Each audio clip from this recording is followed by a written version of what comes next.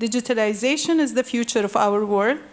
What are the most strategic opportunities for investing into digital transformation that will transform our future and reach the goal of 2030?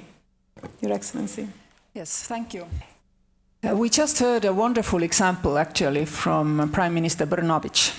It takes about 10 years to gather the wealth of technology from global tech sphere if you have political will. Estonia started more than 20 years ago to gather existing technology, to use it to provide public services to our citizens online.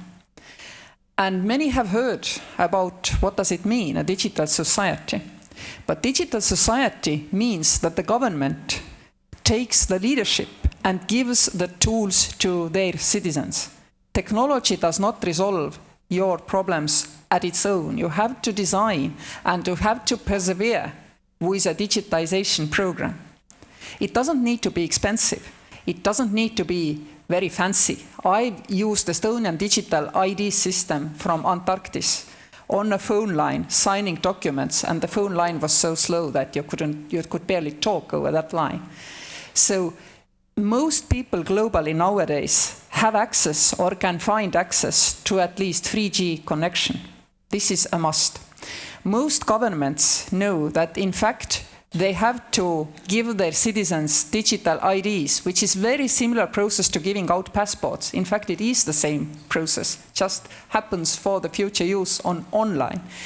Each and every government who is willing to do so can find help from UNDP, where, for example, UNDP, Estonian e-Governance Academy, together operate for more than 15 years now already consultancy programs.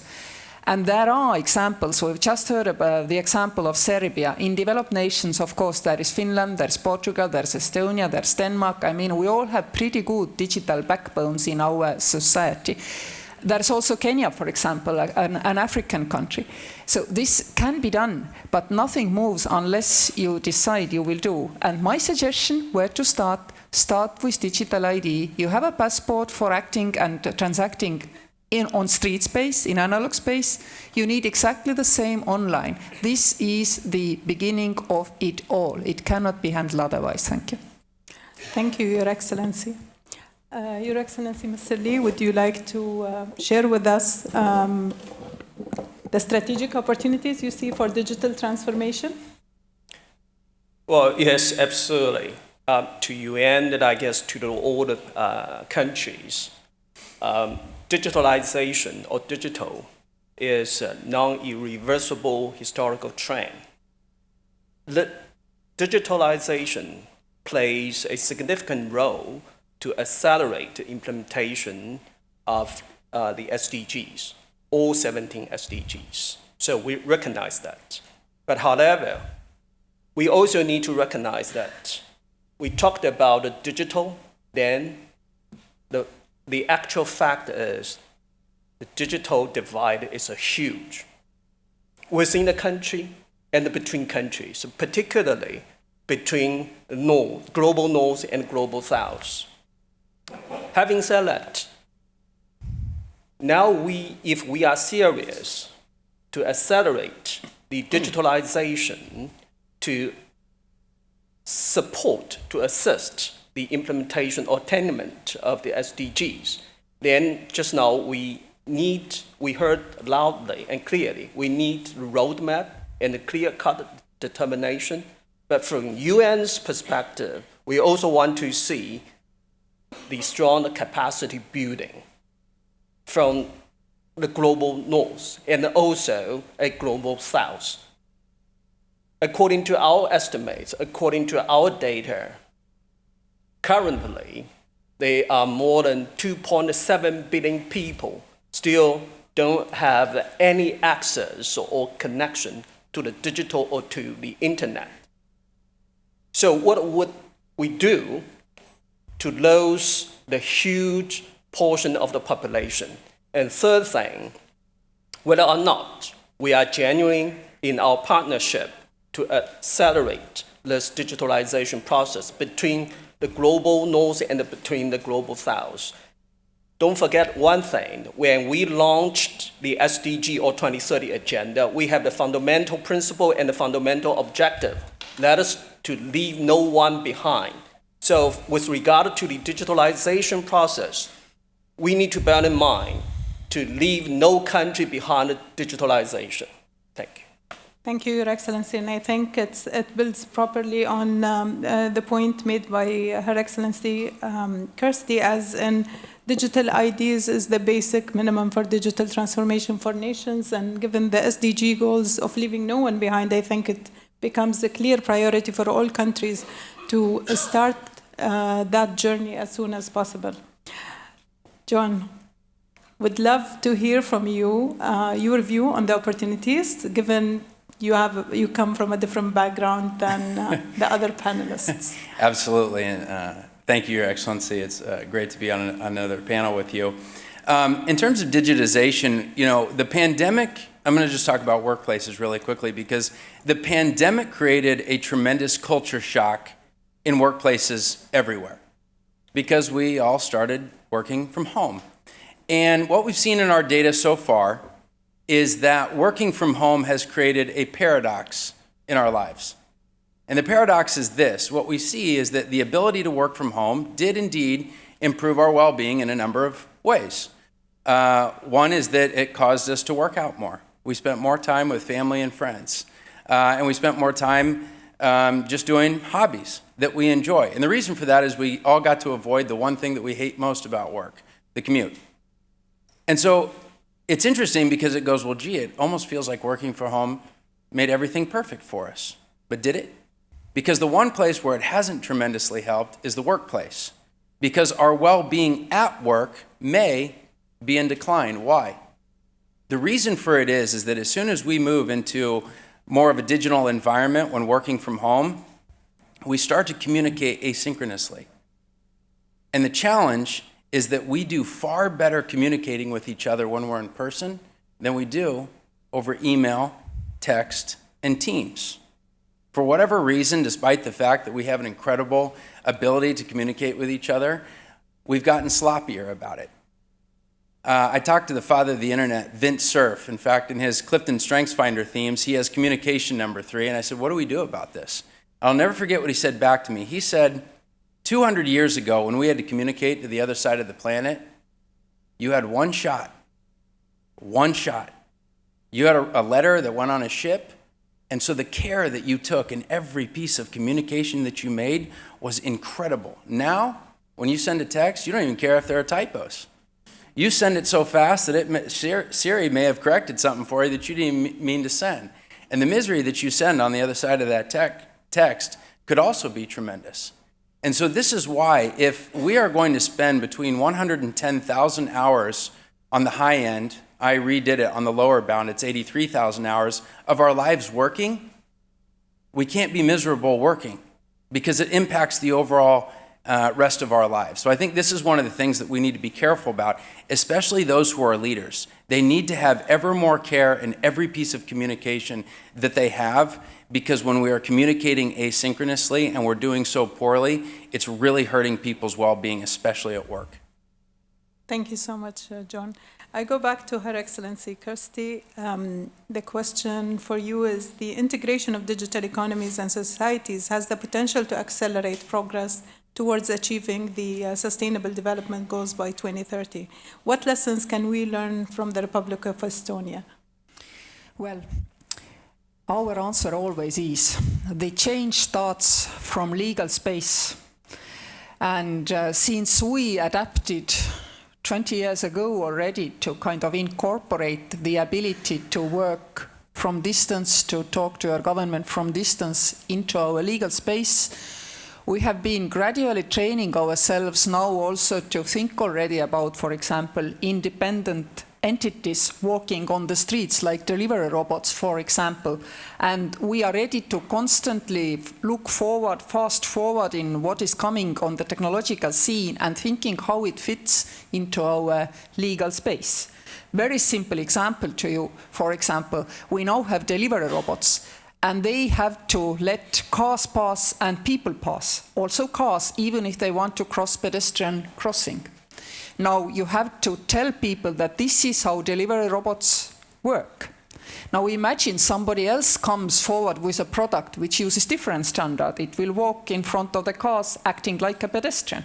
You cannot afford that. You have to have kind of standardized routines for these technologies. And this cannot come from elsewhere than legislation and international standardization.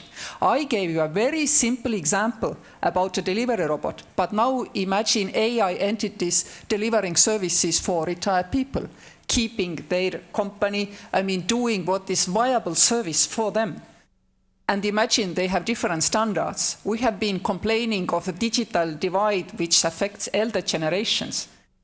We have to start quickly to close this digital divide between generations, unless we want to leave our elderly, in the hands of AI entities, which, they will not understand and who will not understand them. And I think we are already about 15, 20 years behind globally to, start this kind of standardization process. And what Estonia has learned is that without legally setting the permissive space for incorporating technologies and communicating very clearly which are the standards to which technologies have to apply, you cannot really globally fast forward. Our example that we create these kind of legal sandboxes has resulted in 10 unicorns per 1.3 million, which is the Estonian population only. So you see, there is also huge economic wealth to be found, in addition to, being able to provide better service for your own people. And what is so clear and important is that public sector, the government, has to take the lead, because there are many nations among developed nations where private sector uses far fancier robotization and technologies than compared to Estonian private sector. But the digital transformation of a society starts only from the government, because the government is the only one who can provide inclusivity and make sure that everybody uses the same standards online for the government service provision, which then also invites the private sector to use the same standards, because people don't want to have a plethora of systems. The single system, again, back to the identity. This is the single system which allows you to access all services available in your country. And we should actually have a globally interlinked system of digital identities. So simplified infrastructure to enable scale, I believe, was one of the key successes of Estonia. Absolutely. And if you want to work in Estonia, you don't have to be Estonian citizen. You can become Estonian e-resident, and you can work from Vanuatu, from Tunisia, from wherever in our job market. My main worry is that somebody will discover that this kind of, globally free services market exists and will regulate it. And I'm not against regulation, because I would very much want to share the social gains provided by Vanuatu or Fiji people working in Estonia with their governments. But the system, the gateway, the mechanism today simply doesn't exist. It should exist. Then it would allow actually us to allocate jobs and allocate work globally far better than we are able to do now. Because geography and work have nothing to do with each other nowadays. Absolutely. Thank you so much. Mr. Lee, how will the United Nations, such as through the proposed Global Digital Compact proposed by the Secretary General, contribute to the efforts of effectively bringing together the whole UN development system, government, donors, IFIs, and the private sector, as well as the civil society and other partners, to deliver fast and transformative results for the SDGs?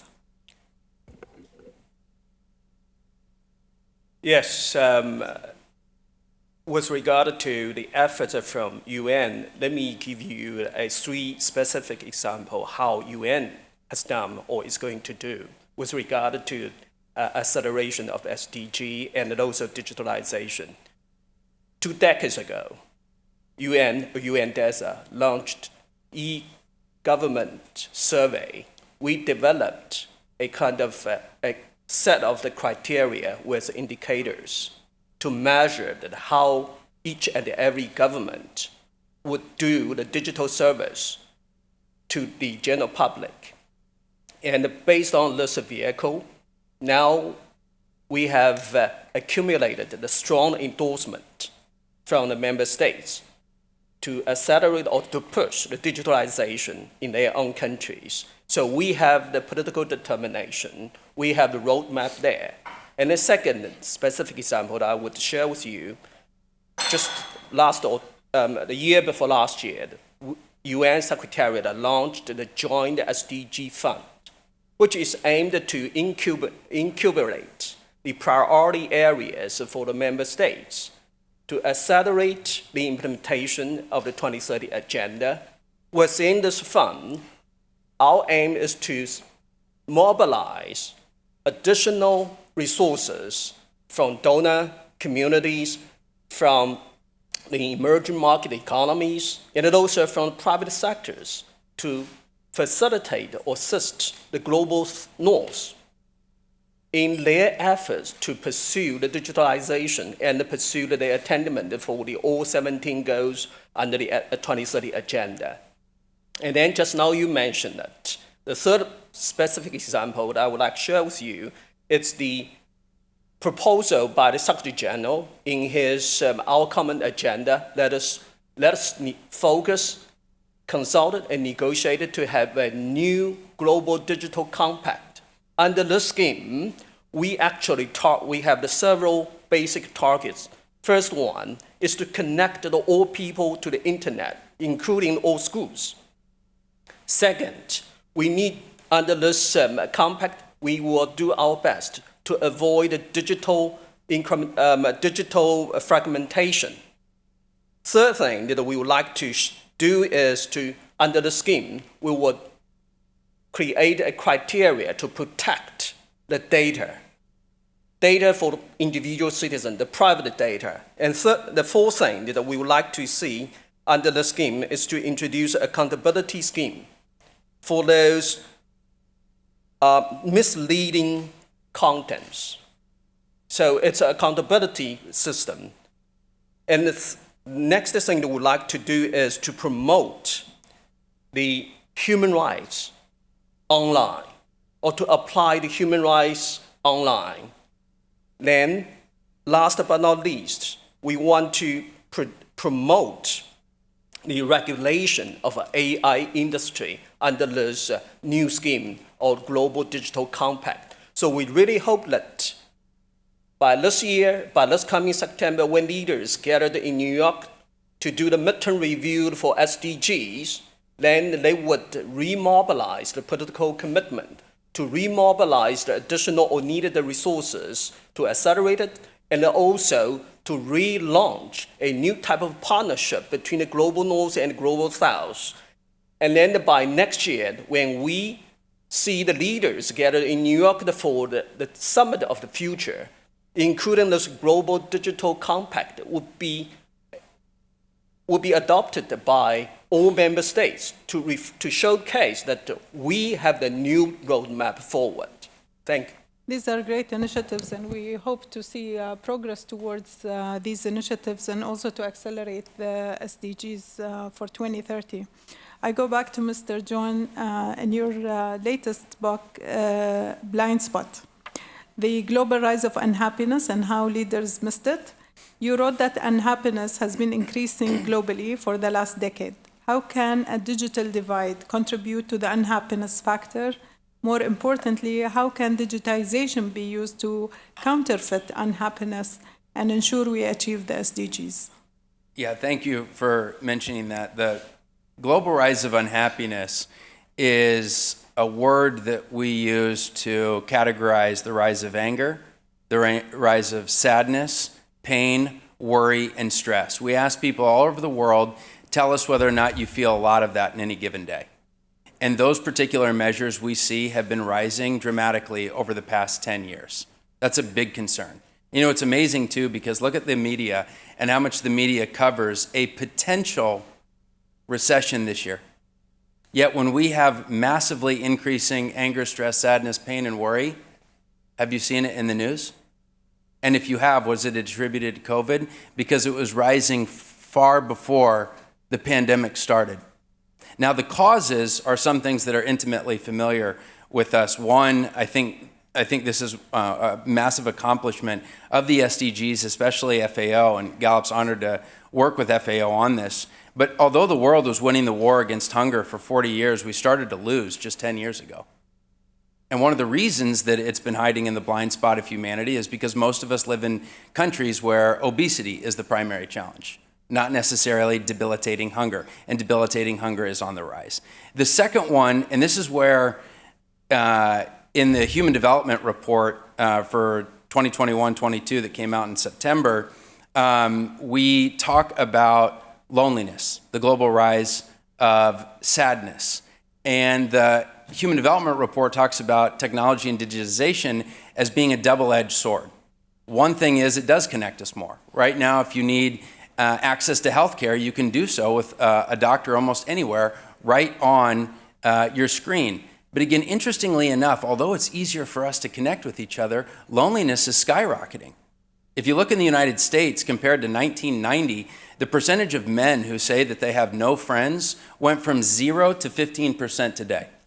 Think about that. I mean, it is a human need for us to connect with people. Gallup quantified this before the pandemic, and we found that if you ask people over the past 2 weeks, how much time have you spent, or how many people have you spent quality time with? We had people that said, 100 people. We had some people that said 50, but we also had some people that said none. 330 million adults don't have anyone that they spend quality time with over a 2-week period of time. Think about how emotionally crushing that could be. And the last one is the workplace. And I've addressed this now, but we find that of those that have full-time employment, get ready for this statistic, 80% have either quietly or loudly quit. 80%. So to those that have said that quiet quitting is something that died back in 2021, you're wrong. In fact, it wasn't even something that was new. This concept of being emotionally detached because you feel burned out is something that has existed since time immemorial. So this is another thing that I think and I hope that digitization can help us, but unfortunately, the more that we move to email and Zoom, it really puts a lens on bad managers and bad leaders and makes it worse because change hasn't been great for a lot of those leaders. John, well, on that point, I would like to still ask you about what forecast can be done to ensure a digitized world will deliver SDGs by 2030? Well, the biggest one is the very fact that we don't have this big data revolution that took place in rich countries didn't happen in lower income countries, period. In 2019, the Sustainable Development Report clearly articulated that there are still far too many indicators under the SDGs that just don't have quality data. Imagine that. There are 1 billion, maybe 2, that are totally invisible to the international development community precisely because we don't have any metrics on how their lives are going. So take this indicator, for example. What % of women around the world have had a mammogram in the past year? We don't know because we don't have harmonized data on that particular topic. Here's another one, loneliness. Pull loneliness data on a country like Tanzania. It doesn't exist. We're not tracking it on an annual basis. So if we're going to make sure that those individuals aren't invisible, we have to collect better information on them than ever before. Thank you. Your Excellency, Mr. Lee, I wanted to ask you as well, building on John's point, how does investing in digitization have a tangible difference to people's lives? What action is required by 2023 to reach the goals of 2030? I fully share John's remarks that first thing, from UN perspective, we need to address the disparities between the countries and then also within the country. And second, we need to enhance the capacity of the government and public institution. Third, we need to do the more outreach to all stakeholders to mobilize the participation from the private sector, from civil society, from the grassroots organizations, and also from the vulnerable groups, particularly women and the girls, and also the persons with disabilities, because we need to have their voice heard clearly and loudly when we introduce and improve the digital services from the government, from the public institutions. And last but not least, also we need to ask ourselves, what is the the meaning of genuine partnerships in these efforts? And now we are encountered with a poly-crisis. We see the deficit of distrust between the government and the people, between the private sector and the government and the people. So how we can narrow all those gaps and how we can bridge the gap, bridge between the government and private sector, and also between the government and and our people. Let me quote what the Secretary General said, that government action is critical, but not enough. We need everyone across the private sector, civil society, and beyond to work together for the common goals. This is our common agenda. This is our common future. Thank you so much. And I think we can build on the experience in Estonia to reduce that digital divide gap. Your Excellency, what steps did Estonia take to build the digital literacy and skills, and how can these be integrated into formal education systems moving forward? Yes, we did have a program which was designed to provide skills for young people and for retired people and elderly people. It was easier in this sense that you said that 2.3 billion of people don't still have access at any kind of internet. Well, when Estonia started, 0% of people in Estonia obviously had home internet access. We're talking of the time more than 20 years ago. So Wi-Fi was available only in village libraries and schools, etc.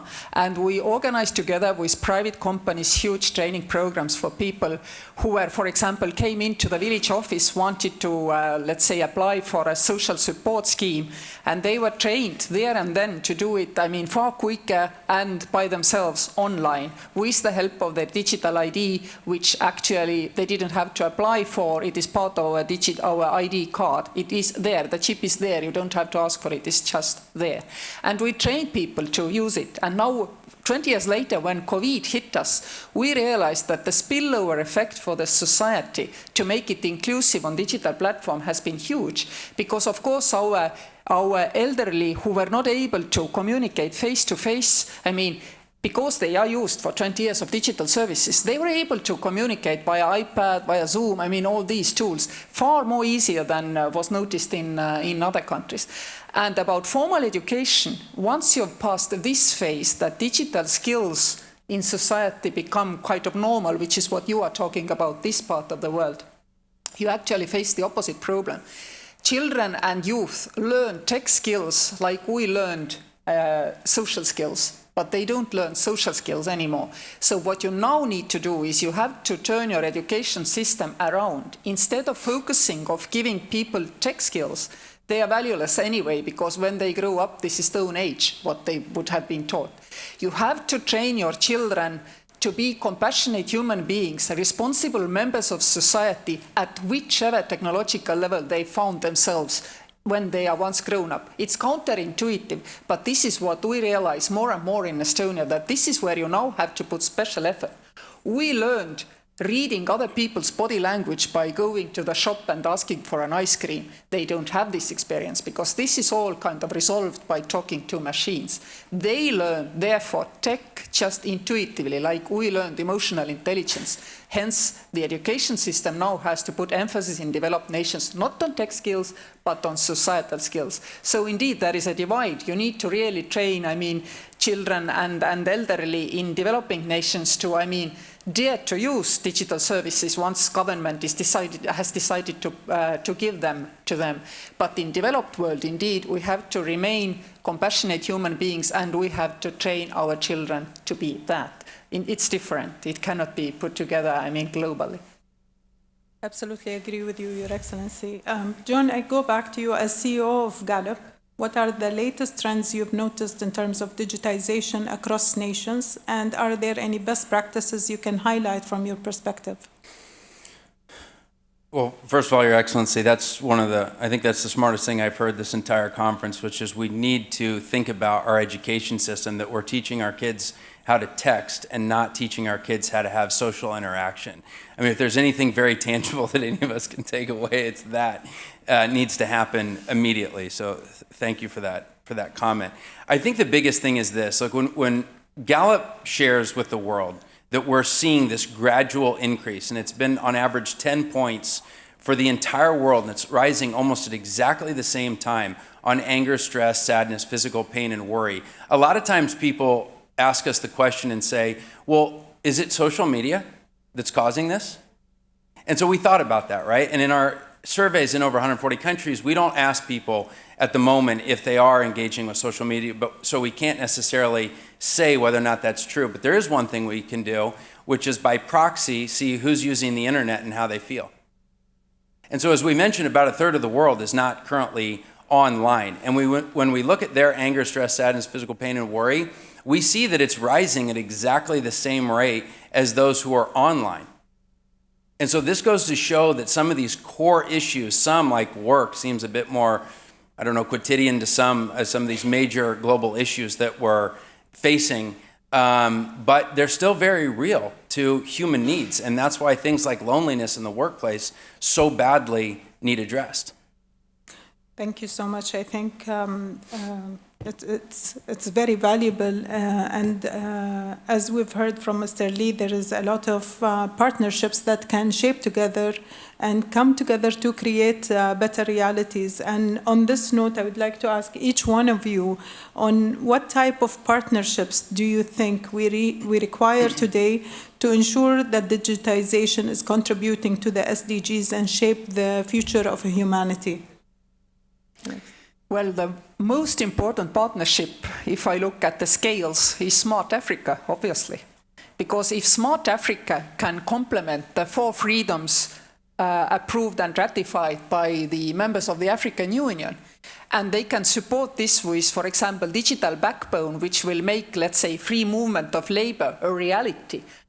Because, I mean, if everybody had a kind of digital ID, which were either Pan-African or, I mean, recognized by anybody else there, then this would create a huge opportunity for people to, I mean, do away with human trafficking, because if there is free movement of labor, you don't have to snuggle workforce anymore.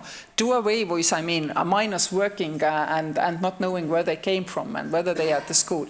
Do away with the problem of how to find children to vaccinate them, because you will have them registered at the birth. This, in my mind, is the biggest potential globally, and if Smart Africa can pull it off for the whole African continent, I think that this would demonstrate, I mean, a huge leapfrogging for the whole continent. And I think they are just at the cusp of it, of achieving it as well. Because for 15 years, 20 years, there has quite a lot of talk about it. But I believe that it took the 4 freedoms approval by African nations to start really radically to move forward. Because where we are right now is that we don't even know. Maybe 10, maybe 15, 20% of births go unregistered totally.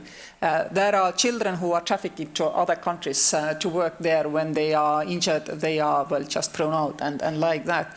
This cannot be stopped unless you really have a good, strong will to have a public registry of everybody whom you have in your country. And then you can attach the services to them, and then you can actually allow people to use what you have created as a legal space on the continent for 4 freedoms.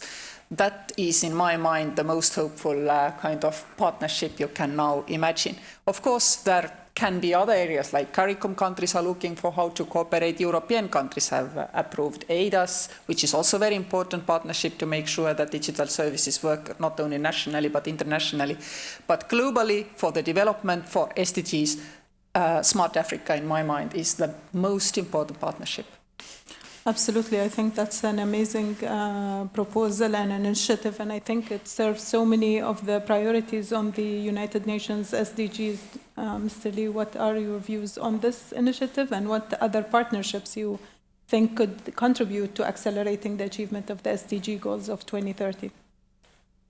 Well, from UN perspective, we really looked to a global partnership that, first, we focus on the priorities, not only on our own countries, but also take into account these very, very urgent needs from the others. For instance, in the global south, in those vulnerable countries and vulnerable groups. Second, we need to identify what would be the priority areas for the member states together to move forward with regard to this implementation process for the SDG for 2030 agenda. And third thing, the partnership, the global partnership, is not only among the governments, but also we need to engage all stakeholders to have the participation, enthusiasm, and contribution from the private sector, from the financial sector, from the civil society, from the vulnerable groups. And also, last but not least, we will see how is the willingness and the readiness to assist or to help other countries in need. For instance, like the SEED country, like LDC country, or landlocked developing countries. What are the pressing needs from them, from their own perspective? For instance, over the past several years, more than 100 million people again fell into the poverty. We almost erased what we gained over the past decade when we launched this 2030 agenda. So what is the pressing needs from the global south? And UN certainly would like to see how we would help those countries, but we also count on the participation and also support from the global north. Thank you so much, Mr. Lee. Very valuable input. Jon, are you going to give me your view on the partnerships? Yeah, I mean, we know that partnerships is what Goal 17 is all about in the SDGs. And I think there are two things that we should keep in mind. One, the partnership that we can do with the private sector. And I'm saying this as somebody who comes from an organization where we are completely data nerds, so we're very obsessed with data. And one of the partnerships that we can have is when a company has a purpose in the world, they can be the organization that says, we're going to sponsor the global data around this particular topic and just give it as a gift to the world. I'll give you an example. There is a medical device company in Massachusetts named Hologic. Hologic says their North Star is not to sell medical equipment. What they're trying to do is improve women's physical health all over the world. So what they said to their colleagues is, we want to be the world's official statistics for women's health. And they went out and actually are now collecting information on whether or not women in the past year have had a mammogram, whether or not they've been tested for STIs or STDs. These are data that many lower income countries just don't have. And now they make it available to the leaders of those countries so they can better inform the strategies that they're developing in order to better help women. And again, Hologic didn't have to do this, but they said, we as a company, we're not necessarily engaged in shareholder capitalism, we're engaged in purpose capitalism, and we're going to create the data to get behind our purpose capitalism. The second one I would say, and this might be a little bit contentious, but I think one of the partnerships that we can have government to government is when Angus Deaton wrote in his book, The Great Escape, Nobel laureate Angus Deaton, and he said, he sometimes gets concerned when wealthier countries just write a check to a lower income country. He says the reason is it breaks the social compact between the government and their people, because now the government is responsible to the government giving them money, not necessarily to their people. So instead of that relationship, what if those governments said, let's sponsor the data for these countries? Because take a country like Burundi. I think they do unemployment statistics, which we know is a survey, just like the US does on a monthly basis.